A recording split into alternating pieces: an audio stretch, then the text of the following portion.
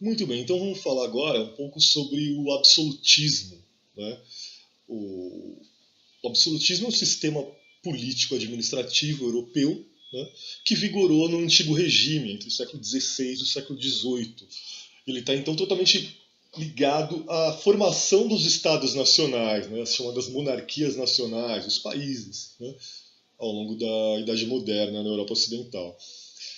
Uma das características centrais do absolutismo é, o próprio nome já está sugerindo, é, o rei está acima de tudo e de todos. Então, uma ausência completa da divisão dos poderes. Né? Não é como a gente está acostumado aqui no mundo ocidental contemporâneo, né, que tem o executivo, o legislativo, o judiciário. Não, todo o poder está na mão do rei. Né? Alguns aspectos econômicos, alguns aspectos gerais aí que a gente tem que estar atento. Um deles é o aspecto econômico. Né? A economia durante o sistema político-administrativo do absolutismo é uma economia mercantilista. Né? O mercantilismo ele é uma espécie de pré-capitalismo, né? É um momento de formação do capitalismo, um ensaio de capitalismo. E o que caracteriza esse mercantilismo? O colonialismo, quer dizer, potências europeias se expandindo pelo mundo e conquistando outras regiões, colonizando outras regiões, em especial a América. Então o Brasil já se insere na história do Ocidente a partir daí, né? Do colonialismo que está inserido nesse contexto do mercantilismo europeu. Outra característica importante do mercantilismo é o metalismo. Se acreditava que um país rico era um país que tinha muitos metais preciosos, muito ouro. Né? E aí esse metalismo, inclusive, tem uma ligação direta com o colonialismo, porque o colonialismo ele tem como uma das suas principais intenções o interesse em ouro. Né? O primeiro interesse dos portugueses no Brasil era ouro. Aí, em um primeiro momento, não encontraram, foram se virar com o pau-brasil, com cana-de-açúcar e tal, mas o interesse era o ouro. O interesse espanhol na América, né, no resto da América Latina era o ouro, e aí eles foram mais felizes que os portugueses, né? Tinha muito ouro na América, na parte centro-sul do continente americano. Então, o metalismo seria ali um indício de que o país era rico, né? E um meio de construção dessa riqueza nacional. Outra característica fundamental do mercantilismo é a balança comercial favorável, quer dizer, você ter mais dinheiro, né, você acumular dinheiro, você ficar no positivo. E como você ia ficar no positivo na sua economia? Você ia exportar mais do que importar. Porque quando você exporta, dinheiro entra, recursos financeiros entram. Ao passo que quando você importa, você está mandando sua grana para fora. Né? Então, o conceito ali era o de manter uma balança comercial favorável. E para que isso acontecesse, se desenvolveu uma outra prática, que é a do protecionismo, né? De proteger a economia local, a economia nacional, criando barreiras alfandegárias, basicamente, né? Ou ampliando as barreiras alfandegárias, sobretaxando as importações para você preservar o mercado interno. Tá?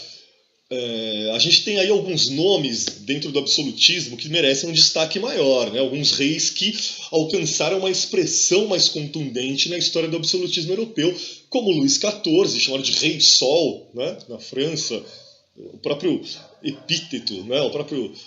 Esse próprio apelido, aí, vamos dizer assim, pelo qual ele era chamado Rei Sol, já revela a importância dele para a história e como ele era visto pela sua sociedade. Né? E dá pra gente também citar o Henrique VIII, né? Se você lembra da Reforma Protestante, se você se lembra da criação do anglicanismo, o Henrique VIII foi um cara que fez todo um movimento ali estratégico para conseguir, além de angariar o poder político que ele já tinha, conquistar o poder religioso. Né? E aí ele passou a ter o poder absoluto, né? Na Inglaterra. O que sustentava o absolutismo, né? Como que o absolutismo conseguia se manter e conseguiu se manter por tanto tempo na Europa? Uma aliança muito bem costurada entre rei, burguesia, nobreza e a igreja local, né? Então o rei tinha o poder máximo, né? Poder hegemônico ali, ninguém estava acima dele. A burguesia estava do lado do rei a partir do momento em que o Estado oferecia incentivos fiscais para a burguesia, né? Permitia que a burguesia constituísse algumas companhias de navegação, companhias comerciais, né? A nobreza, por sua vez, se vinculava ao rei a partir do momento em que a realeza distribuía favores a esses nobres locais, né? Distribuía pensões a esses nobres locais, permitia que boa parte dessa nobreza regional viesse residir na corte, né? Que é onde fica o rei e tal, e aí a nobreza local passou a ser uma nobreza que passou a viver junto ao rei, né? Junto à realeza, sustentada pela realeza com os recursos do Estado, né? E a igreja, seja ela católica, como Portugal e Espanha, ou protestante, também tinha uma ligação muito firme com os reis, né? Uma troca de favores, dependendo da situação ou do contexto ali, que beneficiava tanto o rei, né? Como a própria igreja, né? Vocês devem lembrar da Contra-Reforma, né? Só para citar um exemplo de um caso em que a igreja se beneficiou de uma política real portuguesa, né? E a igreja ela foi usada como um mecanismo civilizatório pelo Estado português a partir do momento em que os jesuítas, né, aquela ordem católica, foi colocada na Europa para catequizar a população nativa, né, da colônia brasileira, ou de outras partes da América, né, Paraguai, por exemplo.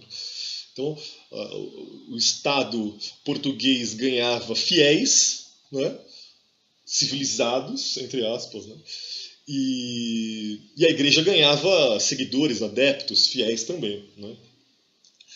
Esse absolutismo ele era sustentado, legitimado por teorias, né?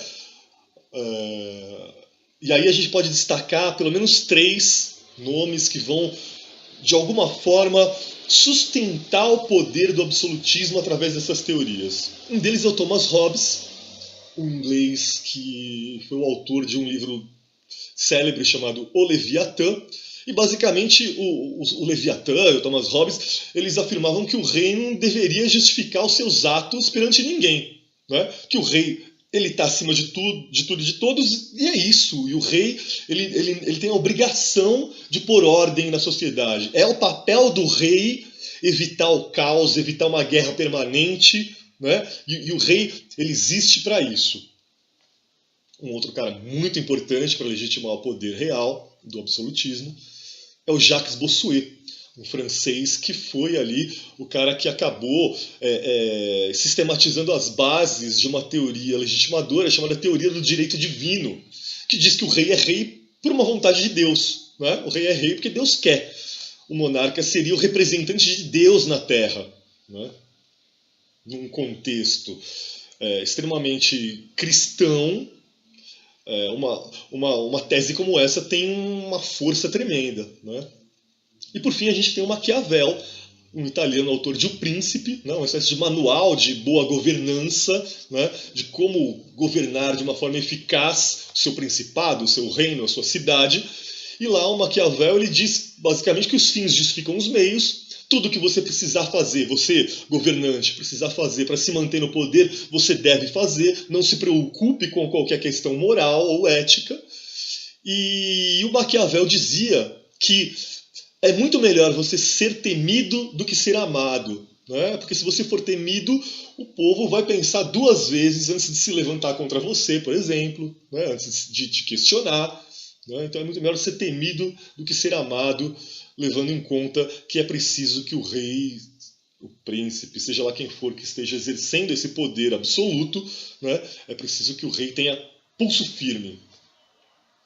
E como que acabou o absolutismo? O o absolutismo acabou com a Revolução Francesa, né? Que sepultou o antigo regime. E ele foi sendo minado, né, ao longo do século XVIII com os princípios do iluminismo, né? Aqueles filósofos franceses, ingleses, que foram questionando esse poder total do rei, né? Foram questionando a ausência de liberdade por parte dos súditos, e esse projeto iluminista, ele culminou, como eu disse, com a Revolução Francesa, e aí está sepultado o antigo regime, está sepultado o absolutismo na Europa. Certo? Então, é isso. Até!